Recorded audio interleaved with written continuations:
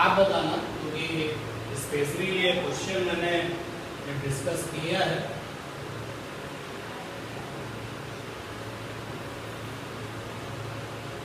तो आपके लिए डिस्कस किया था बाइनरी ऑपरेशन इन वेक्टर्स, क्या मतलब होता है?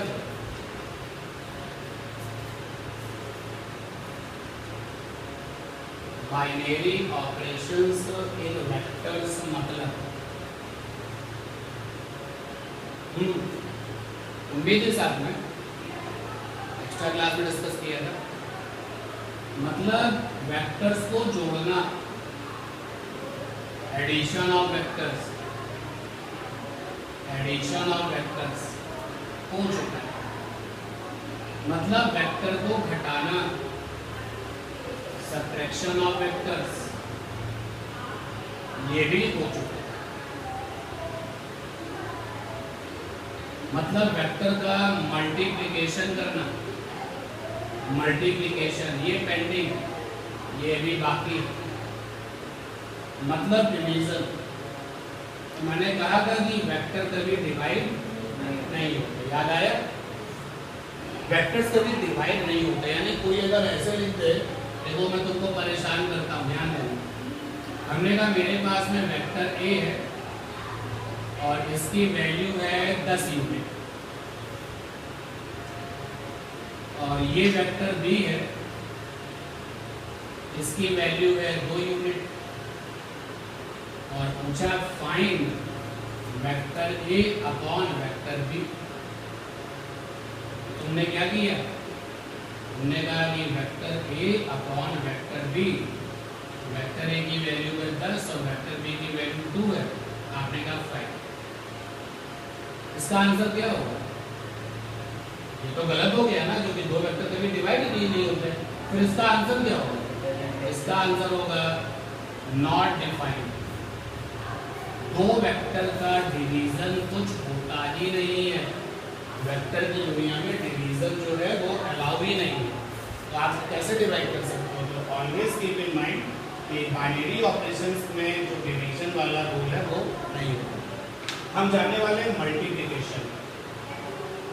तो फ्रेश हेडिंग है हमारी मल्टीप्लिकेशन ऑफ वेक्टर्स। अब मल्टीप्लिकेशन ऑफ वेक्टर्स के दो केस, दो हिस्से कह लो आप। पहला है आपका dot product, dot product. Dot product को स्केलर प्रोडक्ट भी कहा जाता है, स्केलर प्रोडक्ट ऑफ वेक्टर्स। और दूसरा है क्रॉस प्रोडक्ट। क्रॉस प्रोडक्ट को वेक्टर प्रोडक्ट ऑफ वेक्टर्स भी लिखा जाता है। तो मल्टीप्लिकेशन ऑफ वेक्टर्स के दो केसेस हैं, डॉट प्रोडक्ट और क्रॉस प्रोडक्ट। सबसे पहले हम देख रहे हैं dot product. Dot product, dot product का दूसरा नाम क्या है? Scalar product. Scalar product of vectors, ये रही है स्केलर प्रोडक्ट या फिर डॉट प्रोडक्ट ऑफ वेक्टर्स। अब इस हेडिंग में पहला क्वेश्चन ये है कि दो वेक्टर का डॉट प्रोडक्ट लिखा कैसे जाता है? दो वेक्टर्स का डॉट प्रोडक्ट लिखा कैसे जाता है? लिखने का क्या तरीका? यह है आपका पहला क्वेश्चन। क्वेश्चन पूछ रहा है कि how we represent dot product of two vectors. तो दो वेक्टर का डॉट प्रोडक्ट आप रिप्रेजेंट कैसे करते हो, लिखते कैसे? आंसर है ये,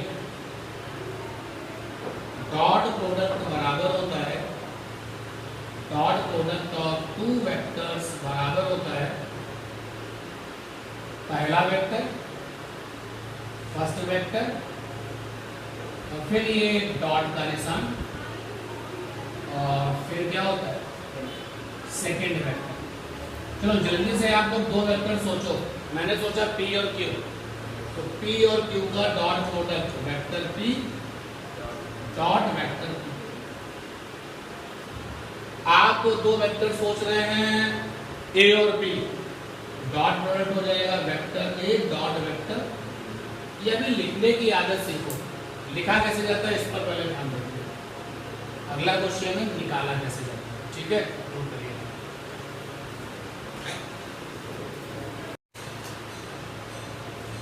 दो वेक्टर का डॉट प्रोडक्ट निकाला कैसे जाता है, लिखा कैसे जाता है।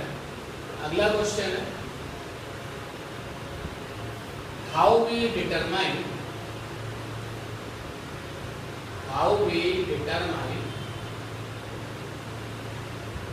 Dot product of two vectors. अब क्वेश्चन कह रहा है दोनों वेक्टर का डॉट प्रोडक्ट निकाला कैसे जाता है। लिखा तो आपने बता दिया कि ऐसे लिखा जाता है, but how you calculate it, निकालते कैसे। आंसर क्या है भाई, देखें बहुत आसान है। First vector dot second vector बराबर होता है value of first vector value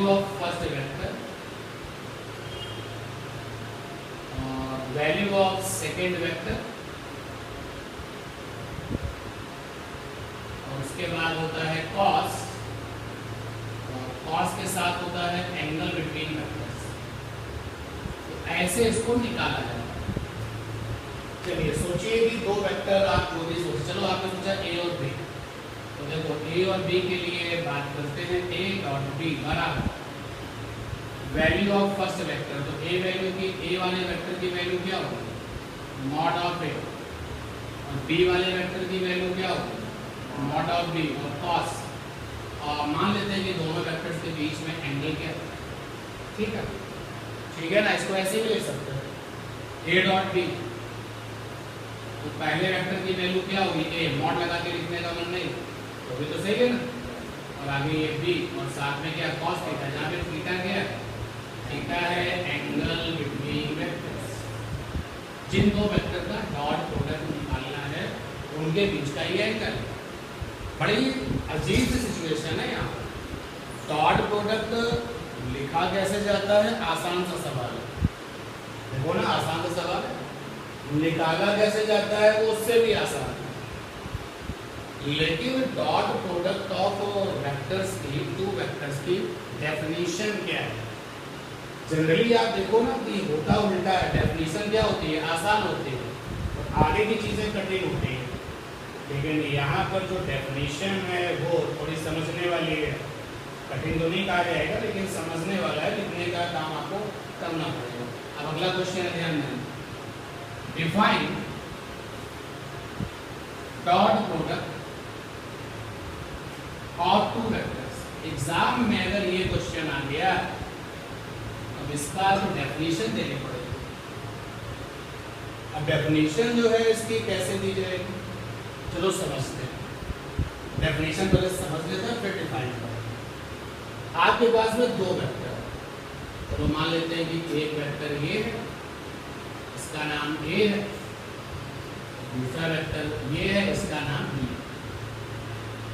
आपने किसको पहला माना है पहले बता दो। आपने कहा सर ये पहला और ये दूसरा। तो ए डॉट बी बराबर, वहां लिखा है ए बी कॉस थीटा, क्या लिखा हुआ A B cos theta. A dot B बराबर ए को अलग कर लो और बी कॉस थीटा को एक साथ कर लो। ए को अलग कर लो और बी कॉस थीटा को एक साथ कर लो। इन दोनों के बीच का एंगल थीटा है। तो मैं वेक्टर बी का प्रोजेक्शन ले रहा हूं वेक्टर ए में। प्रोजेक्शन माने कंपोनेंट, भूले तो नहीं है ना। जब आप वेक्टर बी का प्रोजेक्शन लेंगे वेक्टर ए में, क्या करेंगे, जो वेक्टर का हेड है वहां से एक परपेंडिकुलर डाल देंगे, ये आ गया, और जो वेक्टर की टेल है वो तो ऑलरेडी मिली हुई है, उससे तो परपेंडिकुलर जाएगा नहीं, तो ये जो आया ये क्या है, वेक्टर बी का प्रोजेक्शन है, ठीक है ना। तो मैं इसके और जरा लिख देता हूं, ये क्या है, तो ये प्रोजेक्शन है वेक्टर बी का, ये प्रोजेक्शन है वेक्टर बी का। अच्छा, अब अगर हम यहाँ पे ट्रिग्नोमेट्री लगा दें तो cos थीटा बराबर बेस, यानी कि ये, तो बेस का काम कौन कर रहा है, value of projection of vector B upon, और हाइपोटेनस में क्या जाएगा, देखो यार cos थीटा क्या जाएगा, देखो अरे मॉड ऑफ बी आएगा, लो भैया ये क्लियर है ना, cos थीटा ये क्या है, value of projection of vector B, वही का value of projection of vector B upon में हाइपोटेनस में क्या जाएगा, वेक्टर बी का पूरा पूरा मॉड। तो यहां पर क्या आ गया भाई, value of projection of B vector B बराबर है mod of B cos theta, और बेटा mod of B cos theta को सिंपली बी cos थीटा लिख सकते हैं। तो बी cos थीटा का तुमको नाम पता चल गया कि बी cos थीटा है क्या। चलिए a डॉट बी बराबर a, बी cos थीटा का नाम क्या है, बी cos थीटा का नाम है value of projection of vector B, बोलो ठीक। अब मुझे डेफिनेशन जो मैं बना रहा हूं जरा उसको देखना कितनी सही है कितनी गलत है। दो वेक्टर का डॉट प्रोडक्ट क्या होता है, dot product of two vectors is equal to product of value of first vector, A dot B में ए क्या फर्स्ट वेक्टर, तो product of value of first vector and value of projection of second vector, B का नाम second vector है ना भाई, ये लिखा है value of projection of vector B, तो मैं इसको समझ सकता हूँ value of projection of second vector. तो डेफिनेशन क्या बनी, डेफिनेशन ये बनी कि दो वेक्टर का डॉट प्रोडक्ट क्या होता है, दो वेक्टर का डॉट प्रोडक्ट बराबर होता है पहले वेक्टर की वैल्यू और इनटू में क्या, दूसरे वेक्टर के प्रोजेक्शन की वैल्यू, दूसरे वेक्टर के प्रोजेक्शन की वैल्यू। और जो दूसरे वेक्टर का तुमने प्रोजेक्शन लिया है वो किस डायरेक्शन में लिया है, पहले वेक्टर की डायरेक्शन में। भाई ये जो प्रोजेक्शन है वो किस डायरेक्शन में, ए वेक्टर की डायरेक्शन में। ये मैं वर्किंग पूरी फिर से करता हूँ, मेरा ध्यान देना, इस पूरी वर्किंग को फिर से करता हूँ एक बार और समझ लो, क्योंकि डेफिनेशन ज्यादा टिपिकल रहेगी as compare to the other features. हमारे पास में दो वेक्टर, ये रहा फर्स्ट वेक्टर, अब हम ए भी नहीं लिखेंगे, ये फर्स्ट वेक्टर कुछ नाम होगा जो चाहो कर लो आप उसको, और ये रहा सेकेंड वेक्टर, सेकेंड वेक्टर। अपने मन में तुम जिसको भी फर्स्ट को ए समझते हो सेकंड को बी समझते हो, ऐसी बीस, और इनके बीच का एंगल ये थीटा। तो डॉट प्रोडक्ट लिखा जाता है first vector dot second vector बराबर, निकालने का जो तरीका था वो ये बता दिया गया। तो एक्सपर्ट्स ने कहा कि जो तुम्हें ए बी कॉस थीटा दिख रहा है इसको ऐसे समझो, ए अलग है और बी कॉस थीटा अलग। अब मैंने सेकंड वाले वेक्टर का प्रोजेक्शन लिया, तो क्या करते थे, जिसका प्रोजेक्शन लेते थे वहां से परपेंडिकुलर डाल देते थे, कहां पर, जहां पर प्रोजेक्शन लेते थे। तो सेकंड वेक्टर की हेड से परपेंडिकुलर डाला, हेड का प्रोजेक्शन क्या होगा, हेड, और टेल से भी परपेंडिकुलर डालना चाहते हैं, लेकिन टेल ऑलरेडी कहाँ है, वहां मिला हुआ है और कोई प्रोजेक्शन नहीं होगा। ये क्या है, तुम इसको बोलोगे कि सर ये जो दिख रहा है ये सेकेंड वेक्टर का प्रोजेक्शन है। अगर तुम्हारा बहुत मन कर रहा है तो आप क्या कहोगे, कंपोनेंट है, ये तो कहोगे ना। अच्छा एक चीज और बता दीजिए, ये जो प्रोजेक्शन है वो किस दिशा में है, पहले वेक्टर की दिशा में। तो सेकेंड वेक्टर का जो प्रोजेक्शन है वो किधर है, पहले वेक्टर की दिशा में। अब हमने यहाँ पर cos थीटा लगाया और आपकी अपनी वर्किंग जो चल रही थी सोच के साथ चल रही थी कि आप फर्स्ट वेक्टर को A समझ रहे थे और सेकेंड वेक्टर को B समझ रहे थे। हमने cos थीटा लगा दिया तो यहाँ पे ट्रिग्नोमेट्री लगी तो cos थीटा बराबर बेस, यानी ये भैया ये लंबाई चाहिए। What is this, this is value of projection of second vector.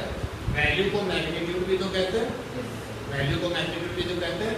तो cos थीटा बराबर हो गया वैल्यू या फिर magnitude of projection of second vector upon में ये आएगा मॉडुलस नॉट ऑफ बी। तो क्या आ गया, value of projection of second vector बराबर है mod of B cos theta. और इस mod of B cos theta को सिंपली बी cos थीटा लिख सकते हैं। तो देखो first vector dot second vector, ये क्या है, फर्स्ट वेक्टर का मैग्नीट्यूड, इसकी जगह पे लिख दिया जाए मैग्नीट्यूड ऑफ फर्स्ट वेक्टर। और ये क्या है, सेकेंड वेक्टर के प्रोजेक्शन का magnitude in direction of first vector. तो ये है आपका प्रोजेक्शन, सॉरी ये है आपका magnitude of second vector, sorry magnitude of projection of second vector in direction of first vector. Definition twisting है कि नहीं है, and that's why be careful about it. करना पड़ेगा, अगर उसने डिफाइन मान लिया तो फिर आप रिप्रेजेंट करके नहीं आओगे और ना ही तुम फालतू में इस क्वेश्चन का जवाब दे के आओगे। डेफिनेशंस तो यही दे के आओगे। अब जो मैंने काम किया है जरा मैं इसको लिखता हूँ, आप लोग उसमें हेल्प करो। इन्होंने अगर defined dot product of two vectors, देखो डेफिनेशन क्या, डॉट प्रोडक्ट, इसका दूसरा नाम क्या है, scalar product. Dot product of two vectors is equal to product of magnitude of first vector, ठीक है,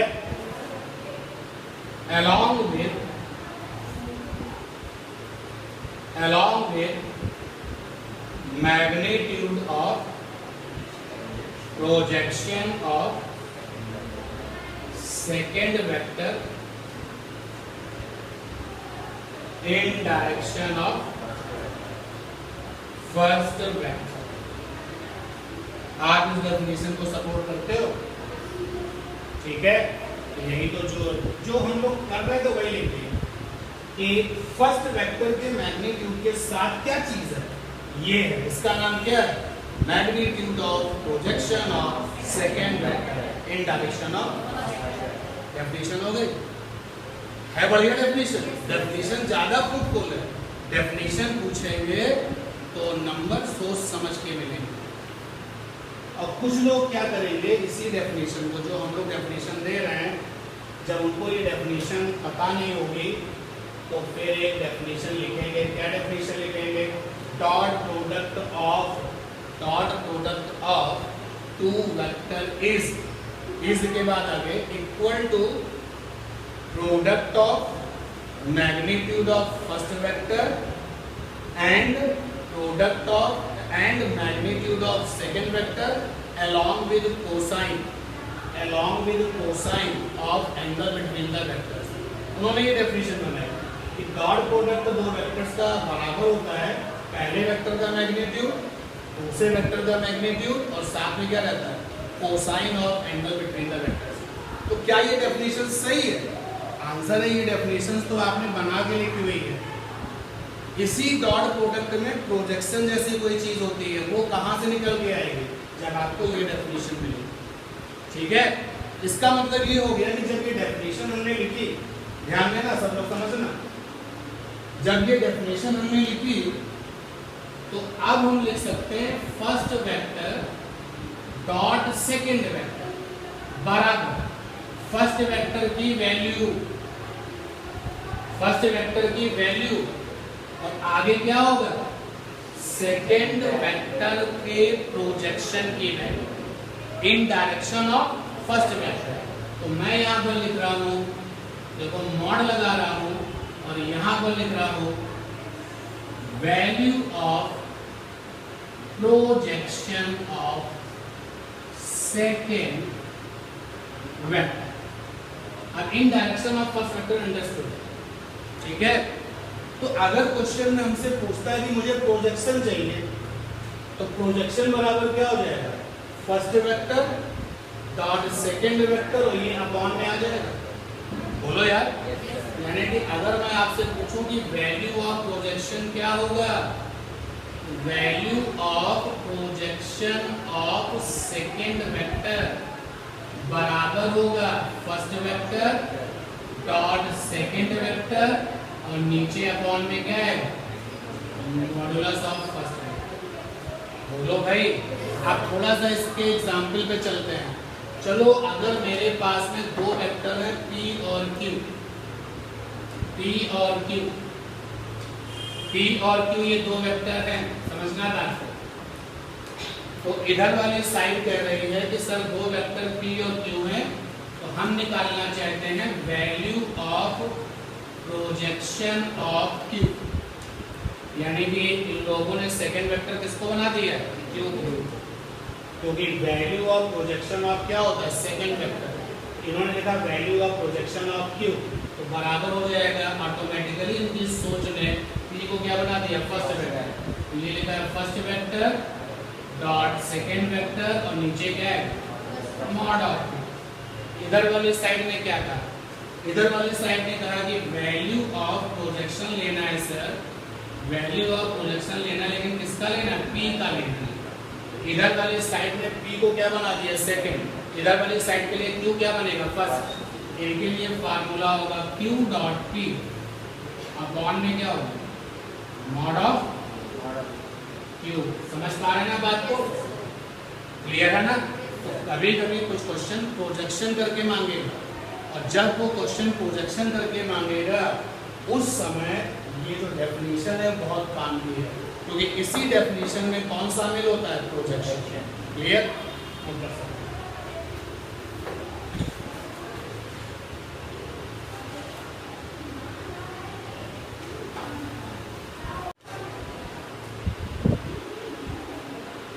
हमने वेक्टर लिया है I कैप और वेक्टर लिया है J कैप और वेक्टर लिया है K कैप। क्या मैं कोई गलती कर रहा हूँ? क्या I कैप और J कैप वेक्टर नहीं है? हाँ है, बट इनका नाम क्या है, यूनिट वेक्टर्स। और ये जो I कैप वाला वेक्टर है वो x पर और J कैप वाला वेक्टर y पर और K कैप वाला वेक्टर z पर। आप हमसे बता रहे थे first vector dot second vector बराबर होता है वैल्यू ऑफ फर्स्ट वेक्टर और वैल्यू ऑफ सेकेंड वेक्टर और साथ में क्या होता है, cos थीटा। तो हमने फर्स्ट वेक्टर लिया I कैप, सेकेंड वाला भी लिया I कैप। नहीं ले सकते यार, मेरा मन दोनों वेक्टर का जो डॉट प्रोडक्ट में जो दोनों वेक्टर है वो सेम नेचर वाले। तो देखो आगे बढ़े जरा, इसका आंसर देना। फर्स्ट वेक्टर का मैग्नीट्यूड मतलब I कैप का मैग्नीट्यूड, सेकेंड वेक्टर का मैग्नीट्यूड मतलब I कैप का मैग्नीट्यूड, cos थीटा क्या है, 0 डिग्री। क्योंकि I कैप किधर होगा, I कैप की डायरेक्शन क्या होती है, x एक्सिस। दूसरे वाले I कैप की डायरेक्शन किधर होगी, x एक्सिस। दोनों लोग आपस में कितना बनाएंगे, 0, cos 0। यहाँ से आ गया I डॉट I और ये क्या हो गया 1, तो इनका नाम है यूनिट वेक्टर, इनकी वैल्यू कितनी होती है 1, यहाँ से 1, यहाँ से 1, और cos 0 भी क्या हो गया 1। तो आपको i डॉट i बराबर 1 मैंने प्रूव करा दिया, बोलो। इसी तरीके से सिमिलरली j डॉट j बराबर क्या है 1, और k डॉट k बराबर क्या है 1, ठीक। अच्छा, अगर हम i के साथ j ले लें तो देखें क्या होता है i डॉट j, तो magnitude of first vector, magnitude of second vector, cos 90, क्योंकि i कैप तो x एक्सिस में काम करेगा, लेकिन j कैप कहाँ काम करेगा, x और y आपस में क्या बनाते हैं 90, i और j भी क्या बनाएंगे 90, तो cos 90 क्या होता है 0, ये वाला 0 इस यहाँ से 1 आएगा, j कैप की वैल्यू क्या होगी 1, यहाँ पर भी 1, तो 1 से 0 मल्टीप्लाई होकर क्या दे देगा 0, i डॉट j बराबर क्या हो गया 0, सिमिलरली j डॉट k बराबर क्या होगा 0, और k डॉट i बराबर क्या होगा, बाकी का काम करते हैं नेक्स्ट।